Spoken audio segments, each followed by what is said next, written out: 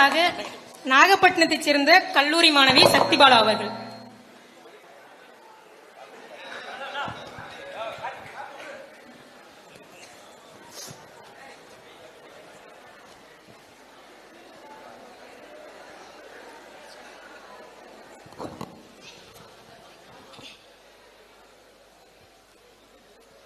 முத்தமிழே, முப்பாளை, மூவேந்தர் குலக்கொடியே, அன்னை பரம்பொருளே, அழகு தமிழ் தாயே, உன்னை வணங்குகிறேன்.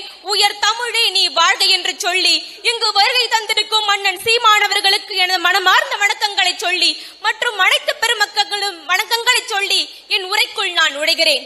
தமிழ் தாயின் தலைமகன் மேதகு ஐயா பிரபாகரன் என்ற தலைப்பில் உங்களிடத்தில் உரையாற்ற வந்திருக்கிறேன். 1954ஆம் ஆண்டு நவம்பர் மாதம் 26ஆம் தேதி இலங்கை தீவில் உள்ள வல்வெட்டி துறையிலிருந்து ஒரு பெருநெருப்பு தோன்றிற்று. அப்பெருநெருப்பே பின்னாளில் அநீதிகளுக்கு எதிரான குரலாகவும் அடக்குமுறைகளுக்கு எதிரான ஆயுதமாகவும் விளங்கியது. ஆம், அப்பெருநெருப்புதான் நம் தமிழ் தாயின் தலைமகன், நமக்கெல்லாம் உயிருக்கு உயிரான தலைவன் மேதகு ஐயா பிரபாகரன் அவர்கள்.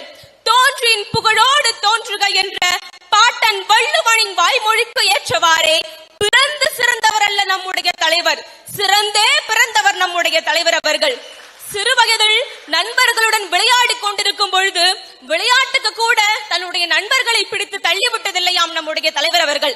அப்படிப்பட்ட நம்முடைய தலைவர் அவர்கள் தன்னுடைய கரங்களிலே ஆயுதங்களை எடுக்கிறார் என்றால் அதற்கான காரணம் என்ன? இதை நாம் சற்றே சிந்தித்து பார்க்க வேண்டும்.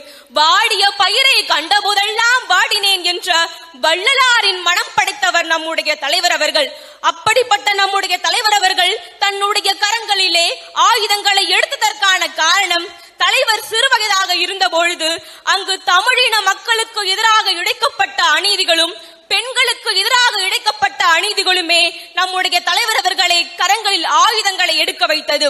நிராயுத பாணிகளாக நிற்கும் நம் தமிழின மக்களுக்கு எதிராக ஆயுதங்களை மட்டுமே பயன்படுத்தி வரும் அந்த இனவெறி பிடித்த சிங்கள ராணுவத்திற்கு எதிராக ஆயுதங்களை எடுத்தால் ஒழிய வேறு வழி கிட்டாது என்பதனை நம்முடைய தலைவர் அவர்கள் முடிவு செய்தார். எனவேதான் தன்னுடைய கரங்களிலே ஆயுதங்களை எடுத்தார். காடுகளிலும் மேடுகளிலும் குகைகளிலும் வாழ்ந்து தம்முடைய பசி மறந்து உறக்கம் மறந்து தன்னுடைய வாழ்க்கையிலேயே தமிழின மக்களுக்காக அர்ப்பணித்தவர் நம்முடைய தலைவர் அவர்கள்.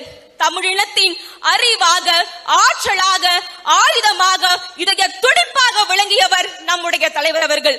ஒருவன் காலில் விழுந்துதான் வாழ வேண்டும் என்றால் நான் எழுந்து நின்று இறந்து போவேன் என்றார் சேகுவாரா. இவரின் மொழிகளை எல்லாம் படித்து வளர்ந்த நம்முடைய தலைவர் அவர்களும் இதனையே பின்பற்றினார். சரணடைந்து வாழ்வதை விட சண்டையிட்டு சாவதே மேல் என்றார். அச்சமில்லை, அச்சமில்லை, அச்சம் என்பதில்லையே, உச்சி மீது வானிடிந்து வீழுகின்ற போதிலும் அச்சமில்லை, அச்சமில்லை, அச்சம் என்பதில்லையே என்று சொன்ன நம் பாட்டன் பாரதி கண்ட வரிகளுக்கு இலக்கணமாக திகழ்ந்தவர் நம்முடைய தலைவர் அவர்கள். ஒருவனுக்கு எதிரிகள் அதிகமாயிருந்தால் அவன் மிகச் சிறந்த வீரன், ஒருவனுக்கு துரோகிகள் அதிகமாயிருந்தால் அவன் மிகச் சிறந்த தலைவன். அப்படி பார்க்கையில் நம்முடைய தலைவர் அவர்களுக்கு இவை இரண்டுமே மிக அதிகம். அந்த வகையில் நம்முடைய தலைவர் அவர்கள் எப்படிப்பட்ட ஒரு மாபெரும் வீரர் என்பதையும் எப்படிப்பட்ட ஒரு மாபெரும் தலைவர் என்பதனையும் நீங்களே புரிந்து கொள்ளலாம். சிங்கள ராணுவம் நம்முடைய தமிழ் பிள்ளைகள் படிக்கும் செஞ்சோலை என்ற இடத்தில் குண்டு வீசியது. இதில் அநியாயமாக நம்முடைய தமிழ் பிள்ளைகள் 61 பேர் இறந்து போயினர். நம் தலைவரிடத்தும் ராணுவப்படை, விமானப்படை அனைத்தும் இருந்தது. தலைவர் நினைத்திருந்தால் அந்த சிங்கள பிள்ளைகள் படித்தும் பள்ளிக்கூடங்களிலே குண்டினை வீசி இருக்கலாம். ஆனால் தலைவர் அப்படி செய்யவில்லை. தலைவர் எப்பொழுதுமே சொல்லிக் கொண்டிருப்பார், நம்முடைய எதிரி அந்த இனவெறி பிடித்த சிங்கள ராணுவமே தவிர அப்பாவி சிங்கள மக்கள் இல்லை என்பதை. இப்படிப்பட்ட ஒரு தாயுள்ளம் கொண்ட ஒரு தலைவனை இனி இந்த இனம் பிரசவிக்குமா என்பது கேள்விக்குரியே. தமிழன் என்றோ இனம் உண்டு, தனியே அவருக்கு ஒரு குணம் உண்டு என்று நாம் படித்திருக்கிறோம். அப்படிப்பட்ட தமிழினத்திற்கு மானமும் வீரமும் தான் உயிர் என்பதனை இவ்வுலகிற்கு எடுத்து காட்டியவர் நம்முடைய தலைவர் அவர்கள் தான். திசை 8லும் புகழ் கொண்டு கலை 10லும் சிறந்து விளங்கிய நம்முடைய பாட்டன் ராவணனை போல் அனைத்து கலைகளிலும் சிறந்து விளங்கியவர் நம்முடைய தலைவர் அவர்கள்.